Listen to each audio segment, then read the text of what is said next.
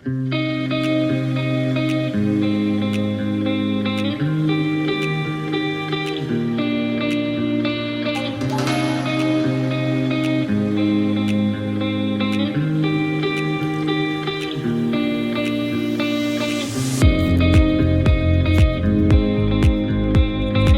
la COS, on identifie les centres, on forme les équipes pour que les patients soient pris en charge de façon plus simple et plus directe. Et là, on voit que la plupart des collègues sont équipés, formés, et les questions deviennent de plus en plus pratiques, précises et pointues.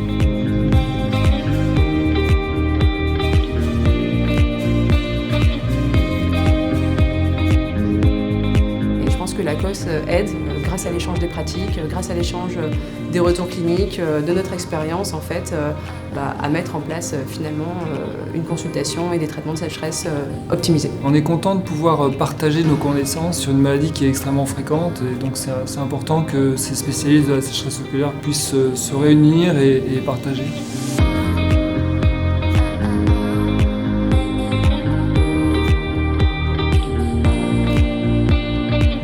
Non seulement il y a la qualité des orateurs, mais en plus il y a la proximité, c'est-à-dire qu'on peut discuter, on peut échanger facilement, et ça c'est remarquable.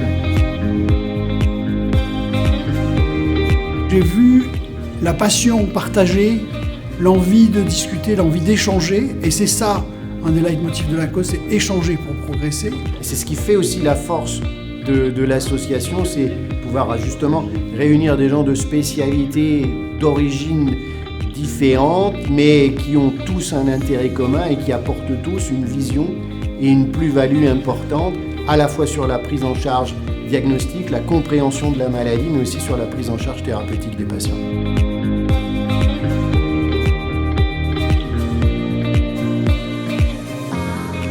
Et là, cette année, on a 90% de tout ce qui existe en diagnostic et en traitement de sécheresse oculaire. On a vu ce matin de nombreux appareils, et puis dans les ateliers, de nombreux appareils qui permettent effectivement d'améliorer la prise en charge par l'analyse, une analyse meilleure de diagnostic des problèmes des patients.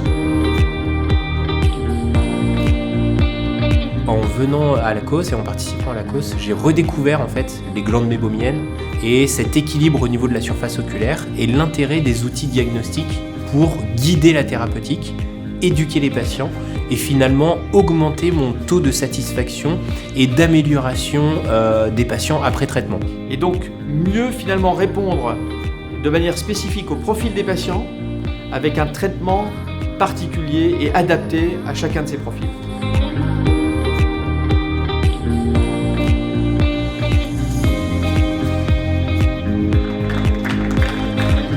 Merci à la COS, merci à Pablo Di Guerro, merci à tout le comité d'organisation, merci à Benoît Collet, merci à tous les sponsors de nous permettre de parler de ce sujet qui, encore une fois, est vraiment majeur en ophtalmologie.